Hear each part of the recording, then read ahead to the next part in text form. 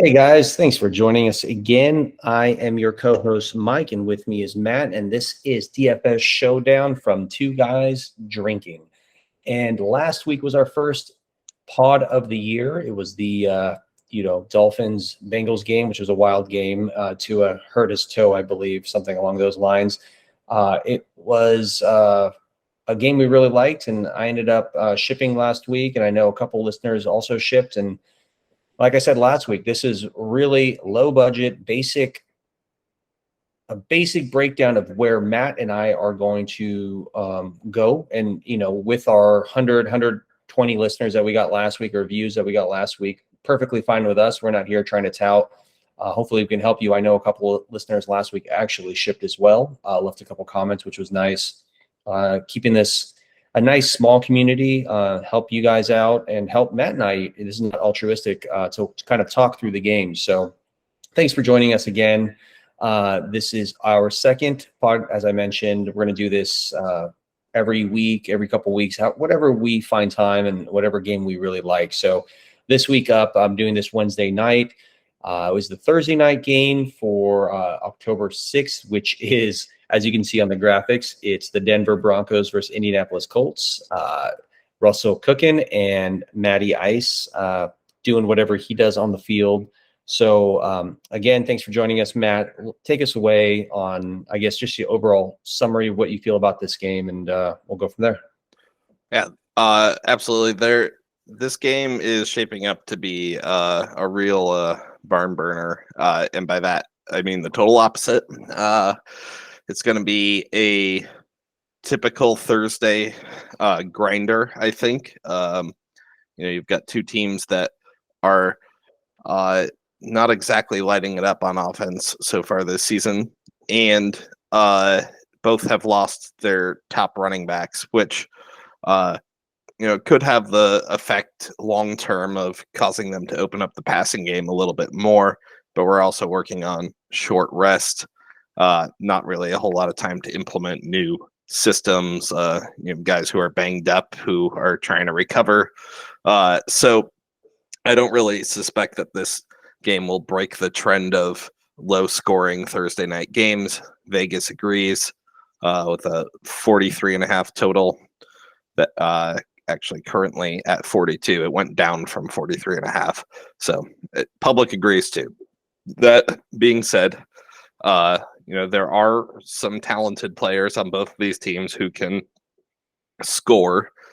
So you just have to kind of pick your approach based on whether you want to go with the crowd and play low scoring, or go for leverage and play for a higher scoring game. Mm-hmm. Yeah, that's a good point. Obviously, that there are some talented players this game, but you can't start a pod without mentioning that just Jonathan Taylor is out, and that kind of opens up some value on this slate. It probably is what caused the spread or the total to lower by point and a half, although any player is not going to be as impactful as the quarterback change, which is usually like a 3 and 4 point difference in totals. But it's so weird. Like, this is a kind of a weird game for me because you have what you think are a couple decently, or at least above average quarterbacks with talent around them, but they haven't been able to produce much this year. I know that Russell Wilson had a pretty good fantasy game in terms of fantasy, not actual football, last week, but I'm kind of just curious on what do you think, or where do you think, I guess, first and foremost, captains lie? Do you, with Jonathan Taylor out, do you lean towards Nyheim Hines as like a possible bell cow now? Do you just like the Denver side because they're favored? Who are a couple of your preferred captains?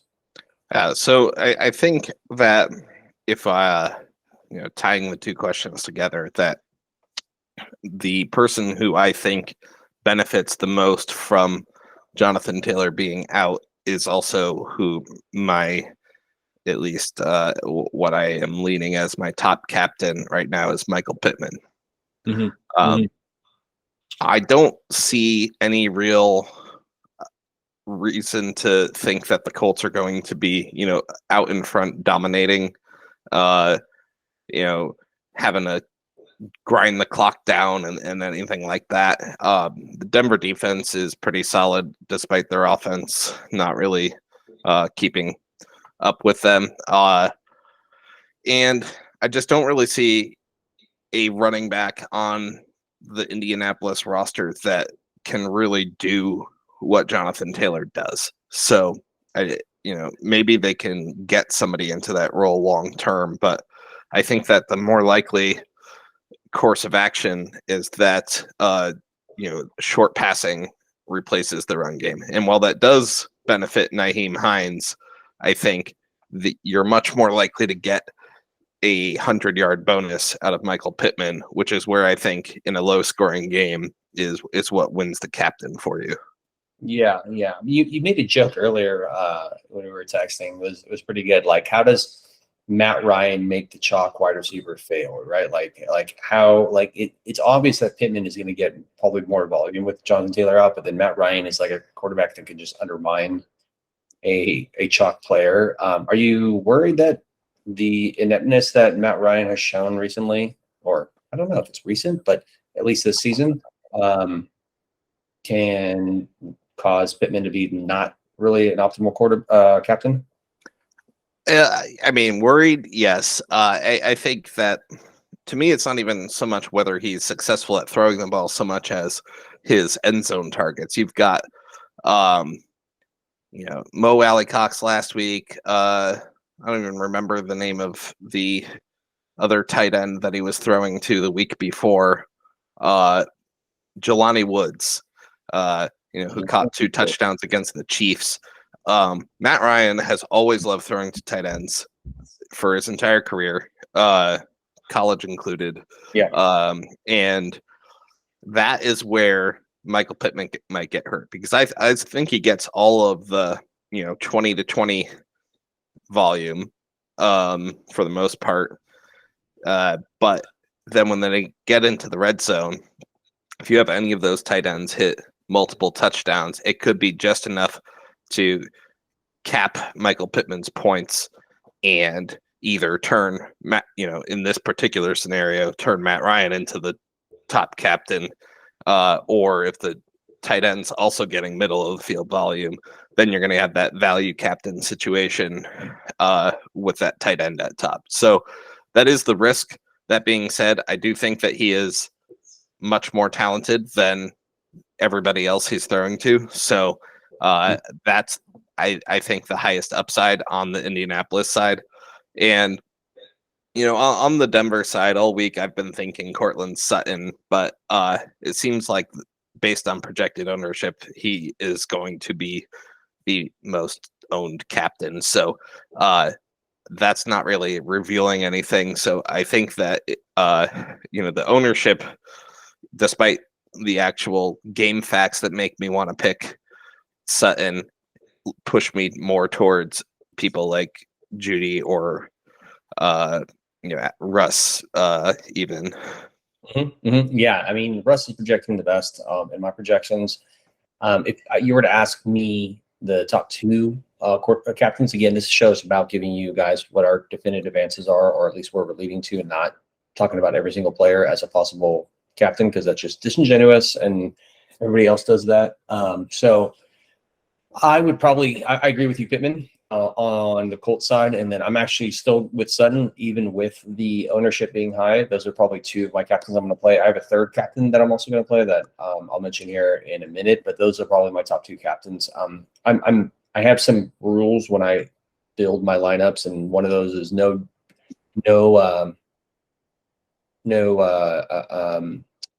defense captain.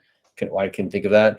It's just one of those rules. I'll let them win once every so often, and then I also don't usually play quarterbacks as captain, and that might bite you in the butt a little bit more often than the defenses. But unless it's Lamar Jackson or Jalen Hurts, maybe Josh Allen, I just won't play them in the captain. So I'll probably shy away from Russell Wilson, even though he's projecting the highest. But I'll have a lot of him in the flex. But I'll just come out here and say it. Who I'll have a ton in flex is Brandon McManus, the kicker. I'm going to have a ton of him. I'm just letting you know. A ton. And Mo Alley Cox, don't worry about him. He has one game a year, and that was last week. So now he's like test. He's not going to do anything for the rest of the year. Apart from Pittman, who do you like a lot? And whether it's captain or flex, you'll just have a high percentage of that person. Yeah, so I think that as far as the less obvious flex, I think Mike Boone is somebody that I'm looking to have a lot of because Melvin Gordon is definitely the obvious replacement for Javonte Williams, who's also out for the season. Not that Taylor's out for the season, but starting running back who's out. The Mike Boone was getting weird volume considering Melvin Gordon's had fumble issues this year. It condensed into several short games, and I don't know much about how this coach treats his players in that regard, but that definitely isn't something that usually seems to stick around for long when coaches see it happening. They have no choice but to play Melvin Gordon at this point, but Mike Boone is in that price range where he is not so cheap that he's an obvious flex play, but not so expensive that you can't fit him. Right. They really haven't shown any consistency to any of their, what I would say, tertiary and lower options. I mean, it's Sutton and Judy are 1 and 2, and that's obvious. And then below that, it's kind of a mess. I mean, the tight end that's allegedly the starter has the least amount of volume out of all of the Denver tight ends. And they've got, I think they've got 7 of them or something like that. That's a good point. Eric Saubert or whatever his name's, Sobert. I agree with you. So that's why I do like the Denver side for picking captains, because it's so condensed in that it's Sutton, Judy, 1A, 1B or whatever, probably Sutton a clear 1A. But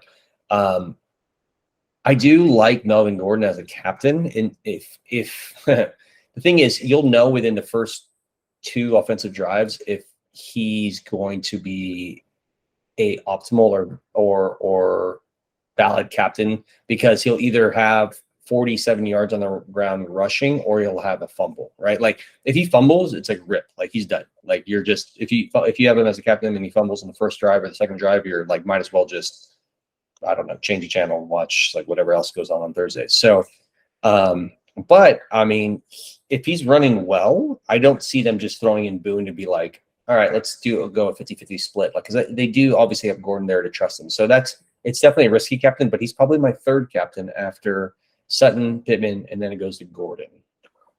So that's how it rolls out to me. Only because Boone is 6,200. If he was like 4,000 or something, then I would have so much Boone. Yeah. And on the cheap running back note, I mean, you brought it up, but it's actually a revenge game. Philip Lindsay is going to be serving in the backup role for Indianapolis behind Nyheim Hines, who, to clarify from earlier too, if you have the choice of Nyheim Hines or Mike Boone in flex, because they're only $800 or $600 apart in salary, do Nyheim Hines. But that I don't like him over that, but I do think that he is really good leverage, especially if you don't have Melvin Gordon in the lineup. Then you would want to boost Boone in lineups that you don't have Gordon. Yeah, but good call.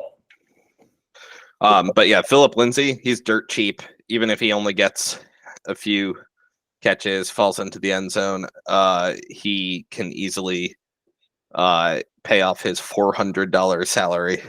I think basically that's why I do like Sutton or Pittman as a captain, because although they're expensive, I think I'll have plenty of Lindsay, only because he's a proficient enough running back that he's played in the league for a few years, did pretty well. He has, these bursts of what looks like very talented runs. And then, like you said, a revenge game, which is, I'm sure he's going to show out. He's going to show out against his old team. And he's $400. Like the guy can literally get 7 carries as long as he gets 20 yards on the ground and like 1 catch for 10 yards. I mean, at $400. It's like it could very much be viable.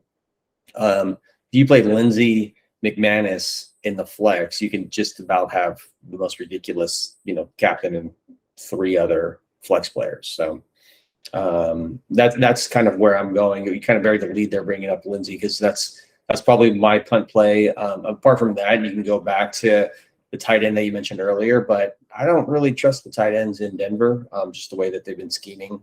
I think it's going to be a lot of the ground game, run game, and then they're going to do that tight tree to Sutton and Judy. So I'm probably going to have a little bit less of these Eric Saubert dude, and then probably a little bit more of Lindsey in the flex. So apart from Lindsey, is there any other punt that you're looking at? Any of those cheap punts? I don't know if this is a slate for it, but if you have one, let me know.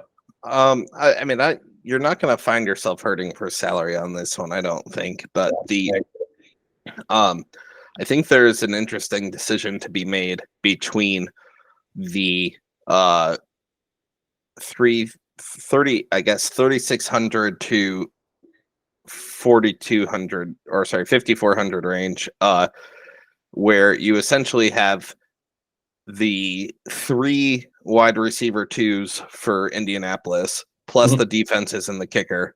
So you've got Alec Pierce and Paris Campbell is who I wanted to zoom in on real quick.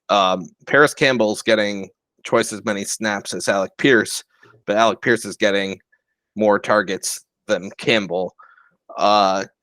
6 targets in his most recent game, 4 catches for 80 yards. And then in his first game was 5 targets, 3 catches for 61 yards. Not too bad for a cheap receiver.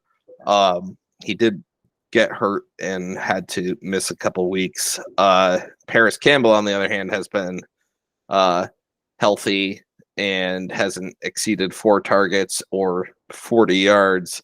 Clearly, their role is not the same. And if you look at the air yards and things like that, Pierce is way above Campbell in less games. So that's where I lean there. I think Pierce is he's an expensive punt, but he's a cheap flex, if that makes sense. Yeah, no, I hear you.